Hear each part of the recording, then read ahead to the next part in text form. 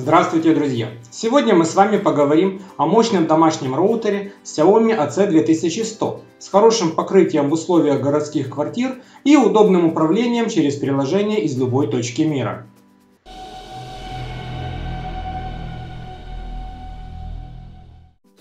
Модель Xiaomi AC2100. Процессор 7621A, двухъядерный на 880 МГц. Оперативной флеш-памяти по 128 МБ. Роутер двухдиапазонный, поддерживает частоты 2,4 и 5 ГГц, имеет 4 встроенные антенны. Ethernet интерфейсов 4, WAN и 3 LAN, все порты гигабитные. Роутер поддерживает все современные стандарты протокола, кроме последнего Wi-Fi 6. Поставляется устройство в белой коробке с китайскими надписями. Крупнее всего выполнена надпись AC2100, это модель роутера. Большую часть лицевой стороны занимает фотография гаджета в натуральную величину. Там же на коробке изображены методы подключения и использования, однако все поясняющие надписи иероглифами. Роутер, как и его изображение на коробке, занимает почти весь внутренний объем. Кроме него имеется еще небольшая коробка с блоком питания и кабелем. Вот все, что нашлось в коробке. Комплект достаточен для подключения и использования. Желтый патчкорд предназначен для подключения порта WAN с портом от оборудования провайдера, блок питания с плоскими вилками. Он рассчитан на работу в сетях от 100 до 240 вольт и имеет выходное напряжение 12 вольт и мощность до 12 Вт. При взгляде на роутер мне вспомнилось название цикла романов Стивена Кинга «Темная башня». Именно башню черного цвета напоминает корпус устройства. Корпус условно разделен на 4 вертикальных сегмента. Наверху находится логотип Mi. Это родной, не краудфандинговый продукт компании. Все интерфейсы расположены вертикально. 3 гигабитных LAN, гигабитный WAN, разъем для питания и кнопка сброса. На нижней крышке указаны названия Wi-Fi сетей по умолчанию, серийный номер, MAC-адрес и год выпуска. После включения устройства в списке сетей появляются две новые. По умолчанию они не имеют пароля. Подключившись со смартфона, открывается диалог для входа в сеть. Тут все на китайском, нужно нажать кнопку внизу экрана, на следующем экране снова. Далее диалог предложит задать пароль для роутера, устанавливаем и сохраняем. Он применяется и на 2,4 и на 5 ГГц сети. После этого подключаемся к его сети уже с паролем. Далее необходимо установить приложение Mi Wi-Fi, если оно у вас еще не установлено. Для входа в приложение нужно использовать свой существующий Mi аккаунт. Приложение обнаруживает роутер и предлагает подключиться к нему. Для этого используем созданный только что пароль. Главный экран приложения показывает справа вверху выбранный роутер, их может быть и несколько, текущую загруженность сети и перечень подключенных устройств с типом подключения. Для перехода к настройкам нужно выбрать справа внизу опцию «Плагин». В меню Storage и Store ничего интересного нет. Тут находятся все опции для управления роутером. Например, тут можно сменить пароли для доступа к Wi-Fi сетям и активировать режим гостевой сети. Тут же задается мощность передатчиков, для этого есть три варианта: экономичный, стандартный и сквозь стены. Настройки подключения к сети интернета индивидуально для каждого провайдера. Роутер умеет подключаться по VPN и поддерживает протоколы PPTP и L2TP. Имеется функция оптимизации Wi-Fi, которая может предложить оптимальный канал для наилучшего сигнала. В меню настроек системы можно отключить светодиоды роутера, задать расписание для обновления, сбросить пароль, выбрать часовой пояс и восстановить заводские настройки. В меню дополнительных возможностей имеется инструментарий для теста скорости, но судя по его показаниям, это скорость с китайскими серверами, что, кстати, тоже может быть полезным. Кому-то будет удобным расписание для выключения Wi-Fi передатчиков. Каждое из подключенных к роутеру устройств почти сразу появляется в списке плагина. Кроме типа подключения можно настроить, например, время, когда доступ в интернет будет ограничен. Это состояние будет отображаться на выбранном устройстве. Можно включить уведомления, когда устройство появляется в сети, ну и, конечно же, задать ему собственное имя. В информации об устройстве указан его IP, MAC-адрес и тип подключения. Доступ можно ограничивать не полностью, а задать максимальную скорость для каждого устройства. Кстати, приложение умеет рисовать даже собственные иконки, как здесь для смартфонов Redmi 5 Plus и Mi 5X.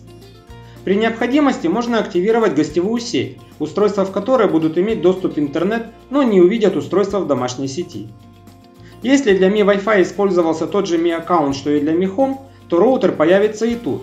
Ничего особенного здесь нет, в автоматизациях роутер не участвует, а плагин повторяет возможности приложения, а в некоторых случаях просто перебрасывает в него. Конечно, для настроек роутера можно и не пользоваться приложением, а зайти на его веб-интерфейс. По умолчанию он на китайском языке, хотя многое понятно и по картинкам. Наличие доступа в интернет, количество устройств, подключенных на каждый из диапазонов Wi-Fi. Здорово выручает опция автоматического перевода в браузере. Например, в меню настройки Wi-Fi можно включить общее имя для сетей 2,4 и 5 ГГц, тогда устройство будет выбирать сеть автоматически. Тут же есть и смена паролей, уровень мощности и включение режима MU-MIMO, что очень полезно, например, в условиях большого количества устройств в умном доме. В веб-интерфейсе есть настройки для WAN-порта, в том числе и режим работы порта, например, можно принудительно задать режим 100 Мбит в секунду. В некоторых случаях это необходимо для корректной работы. Если провайдер дает доступ по MAC-адресу, его можно установить вручную или клонировать с компьютера. Режим работы переключается между роутером и точкой доступа. По умолчанию роутер выдает адреса в диапазоне 192.168.31, автоматически с 5 по 254. При необходимости эти параметры тоже можно изменить. Меню привязки устройства позволяет зарезервировать постоянный адрес. Это может быть необходимо при настройке системы умного дома. Если нужно иметь доступ к домашней сети извне, а провайдер не выдает статический IP-адрес, роутер поддерживает службы DDNS, которые решают эту проблему. По умолчанию имеется несколько сервисов Dynamic DNS. Какой из них будет работать лучше, можно понять только экспериментально. В этом случае может возникнуть необходимость создать правила переадресации портов, чтобы извне попадать прямо на устройство в домашней сети. Через веб-интерфейс можно настроить и подключение к VPN-серверам. Можно дать доступ к управлению маршрутизатором из внешней сети через VPN. Протоколы, что логично, тут те же самые, что и в приложении PPTP и L2TP. Теперь приступим к различным тестам. Во всех тестах в качестве клиентского устройства будет использоваться среднебюджетный смартфон Xiaomi Mi 8 Lite. Ну и конечно же в качестве роутера будет выступать герой обзора. Остальные же устройства по мере необходимости я буду называть. Тестирование я начну с уровня сигнала по квартире. Роутер у меня установлен примерно в центре и тест начинается от него. Уровень сигнала здесь максимальный. На втором слайде между смартфоном и роутером одна межкомнатная кирпичная стена.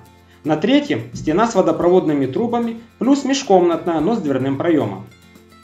Теперь две межкомнатные стены. Здесь форма уровня сигнала ровная, в отличие от стены с трубами, где она синусоидальна. Второй слайд на максимальном от роутера удалении. На дальнем балконе. При этом между смартфоном и роутером, кроме трех стен, находился еще и сам, а уровень сигнала был на уровне минус 74 дБ. Примерно такой же он на лестничной площадке за мощной капитальной стеной. Третий слайд – это хаотические перемещения по квартире. Сигнал не терялся нигде.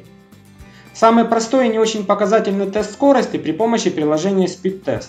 В диапазоне 2,4 ГГц я получил скорость на прием в среднем около 30 Мбит в секунду, на передачу около 40 Мбит. Но должен сказать, что в моем случае этот диапазон очень зашумлен. Что касается диапазона 5 ГГц, то здесь правильнее будет тест назвать максимальная пропускная способность интернет-канала, и в данный момент она составляла около 100 Мбит в секунду. Но такой же результат будет, например, и на гигабитном Ethernet подключении к роутеру. А вот тестирование внутрисетевой скорости при помощи генератора трафика iPerf3 будет вполне показательным. В качестве сервера в этом тесте выступает ноутбук Acer E5, размер пакета 512 кБ. Оба устройства в сети 2,4 ГГц. Первый слайд прямой тест, второй реверсивный.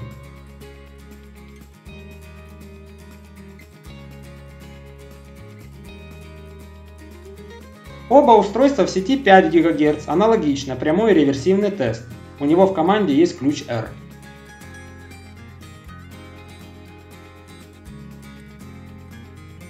Следующий тест. Смартфон в сети 5 ГГц, а ноутбук подключен к порту гигабит Ethernet.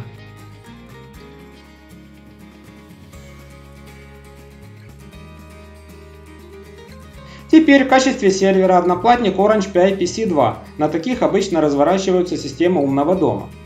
Смартфон в сети 2,4 ГГц, одноплатник подключен к Ethernet.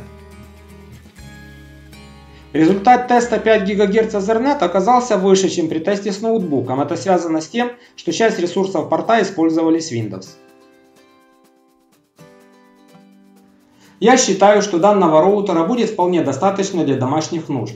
Несколько телевизоров, пяток смартфонов, планшетов, пара-тройка компьютеров, ноутбуков.